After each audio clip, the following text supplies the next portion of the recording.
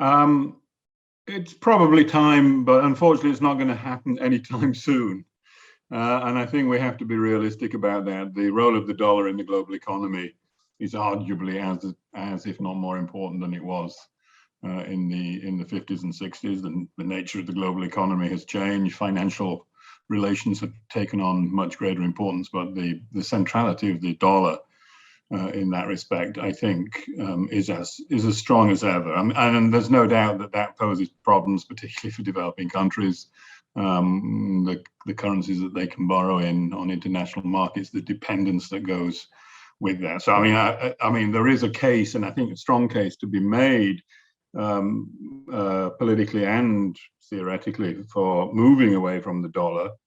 I just think we need to be realistic about what that means in practice, and we would argue that if we're moving in, and to some extent we are moving in that direction, we need to look not so much at the kind of Bangkok type of arrangements that were discussed briefly, it has to be said, at Bretton Woods, and much more towards regional arrangements where I think the room for finding semi-alternatives to the role of the dollar is actually more credible and likely. Well, I would mention what Secretary Paulson said some years ago about the so-called exorbitant privilege dollar would have as a consequence of Bretton Woods scheme. Well, actually, he said that was hardly preordained, which means essentially it was not something designed for.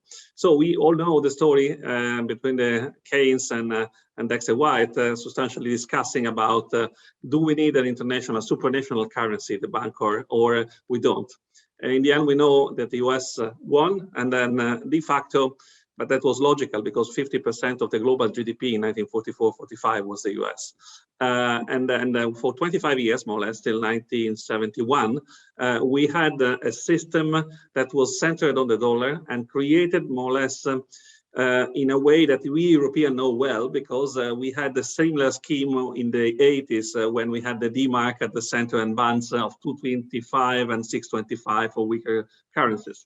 So what was the trick at the time? The trick was still gold convertibility, which was apparently pledging or pegging the convertible currencies to something solid. And actually, why this failed? Well, there is a long story, but I will mention the President de Gaulle's economic advisor, Mr. Roueff, who says substantially, if you have a tailor and you continue to lend back the money, and he continues to lend back to you the money to buy new clothes, so would you go always buying clothes? And he said, yes, of course. The problem comes when there is an issue in terms of financial solvency or credibility, and someone starts to doubt that you will be able to repay. Now, what happened at the time was essentially that till the US were so important in terms as an economy to let's say, be in condition to be the client, the final client for everything, that was working. Then when someone, and I speak in the cases of 63 and 68, France, maybe Italy, even Germany, started to say, why we don't withdraw part of our gold from the reserves in Fort Knox? Well, at that time, for the Americans, it arrived the point of a decision, which was made in 71, as we know, for the pegging of dollar from gold, the petrodollar, because it was the agreement with Saudi Arabia for the trade in dollars for oil, which started a new phase, which is the one in which we live, in which essentially we need the currency for settling international trade. Now, the idea that dollar is still the currency for this is de facto given. Everybody accepts this. It's obvious that China, for example, and the emerging powers, but China in the first one, maybe they have some, let's say, ambition to depotentiate the role of the dollar, because, of course, the depotentiating the role of the dollar would allow a more flexible international system of trade and less power to the US. Now, the story is the following, and this is the reason for which we are starting to debate academically to this issue. Is it the time to consider a return to the debate between Keynes and Dexter White in order to have a new international currency, which could be defending the interest of the Western currencies in the countries? So de facto, our economies would need a stable system in the future, rather than would you prefer to go on like this with the dollar in this position, exposing all of us to the risk that one day maybe this would somehow collapse because of a currency war, of a trade war worldwide, or this decoupling idea that is going on. Well, and at this point, jeopardizing the interest of everybody. So I think this is the real geopolitical issue behind the economic issue. I don't think there is a single answer which is good for everybody, and especially it changes a lot by the perspective you see the issue.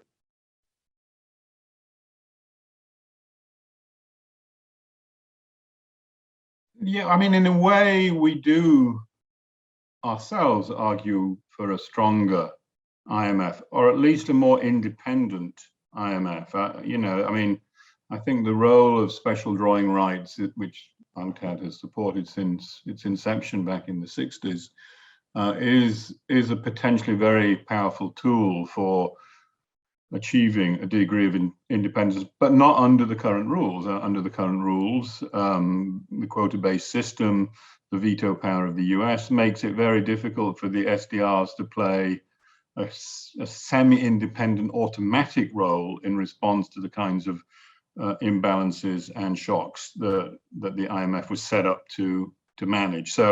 So, I mean, we would like to see more of that those kinds of, the strengthening of those kinds of mechanisms. That would be one point that we would certainly want to back. The other point, of course, is, and it's an ongoing worry that we've had in UNCTAD, and we make it in the book too, is that, you know, too much of international public lending, including from the IMF, comes with what we would consider to be too many and too badly designed policy conditionalities. And to have a stronger IMF, I think, means significantly pruning back on the role of conditionalities in their lending program. So I think, I don't know if that makes them stronger or weaker. We would argue it makes them stronger. Some people might argue it makes them weaker. But I think in terms of the challenges that developing countries certainly face, that would be a necessary condition for seeing a more effective IMF in terms of its original intent and mandate. I would start from the origin. So in 1944, when IMF was theorized and established, it was supposed to be the guardian not only of financial stability, but of trade, because the two things were quite interlinked, in this particular with a monetary system based on currencies pegged to gold.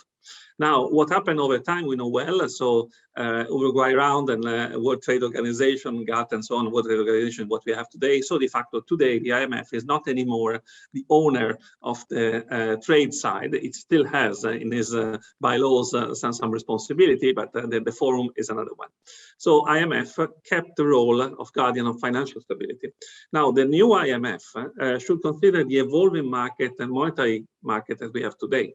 So yesterday it was obviously clear that Bretton Woods was the market, the convertible currencies and pegging to gold. In fact, we know very well that's the gold in the reserves of the central banks at the beginning, which was used to guarantee the funds in IMF. Now, what happened then? We had and started to have since 1971 de facto money which needed to be trusted because of the central bank behind, and not anymore a commodity or reserve of value pegged to something, to gold, for example.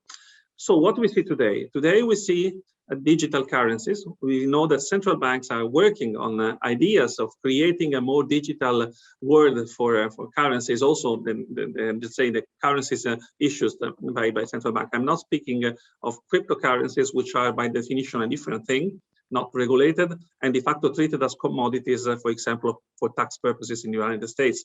So we have to consider that the money supply idea can change a lot in the coming years. So we do have two challenges to the whole system.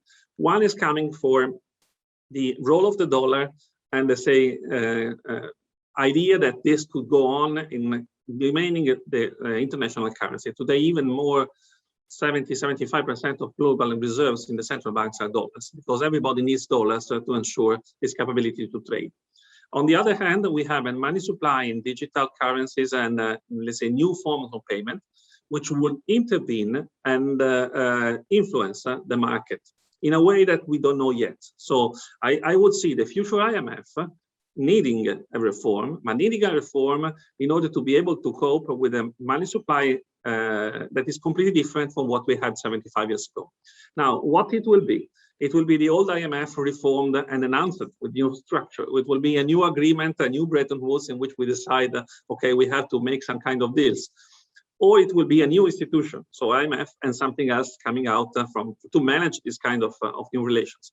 I think this is part of the debate we see today. So I wouldn't give an answer, but I think this is something we have all to think too, because of course there are huge implications.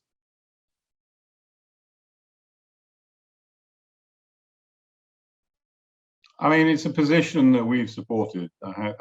Again, and we've tended to think of it more likely to emerge at the regional level. And we've argued that within the developing world and within developing regional blocks, I think there is a very credible role for clearing unions, and it's a position that we've tried to articulate ourselves. So I think in terms of going back to that original Keynes intent, which obviously had global purchase.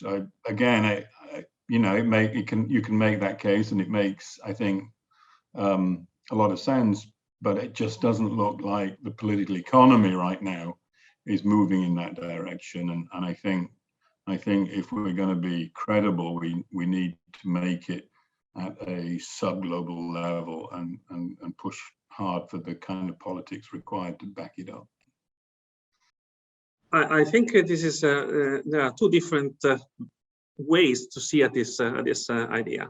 So one is the purely theoretical and academic, which could, I mean, I'm personally quite interested to Keynes theories, and I think the idea originally, in a moment after the Second World War, would have been something very interesting and very also able to open up a way for a process in which the economy could be managed in a more equal, let's say, way. Why this failed? Okay, this failed basically because the United States realized that the enormous role they had after the war. And of course, we're starting to be afraid, because it was the moment in which the Cold War started, of the potential impact of, let's say, putting the Western capitalist world in a form of non-even position of relation with what will be the bloc of socialist country, and then China and all the rest. So what it was then, it is not what we see today. By definition, it's a different world. Now, in theory, it can be a solution. In practical terms, what I do see is that this goes away from economy and arrives into the geopolitical, let's say, warfare domain, because de facto what is happening is that we need to understand how much the equilibrium amongst countries and the interest of such economic areas can interfere to a new system. So I would personally be skeptical on something that comes from high and is imposed to countries who may simply decide not to accept it in the end, and the final decision is largely of the US. So I personally see not a way of changing the system toward what was Keynes in theory thinking 75 years ago, but rather to see today's system as something that can be, let's say, reformed in the interest of everybody. Because I think what we need to find is the interest, and I would say we have to arrive to a moment in which Europe can have a role and play a role in finding a way to helping the US and the Western world, so ourselves, Europe, in keeping our relative advantageous position, but in a more solid way, in exchange of a number of concessions, clearly, to the other areas of the world, in particular, I see Asia and China, in order to find an equilibrium which can stay and stand for a long time. This would be the best way to keep, let's say, a peaceful and developing trade world for a long time. Whilst if we arrive to a situation in which there is a clash, or the two areas start so-called decoupling or areas of economic interest which are completely different. Well, I think this is very dangerous because it will not lead to a common solution, but rather lead to piecemealing a different solution around the world with a lot of risk for everybody and instability.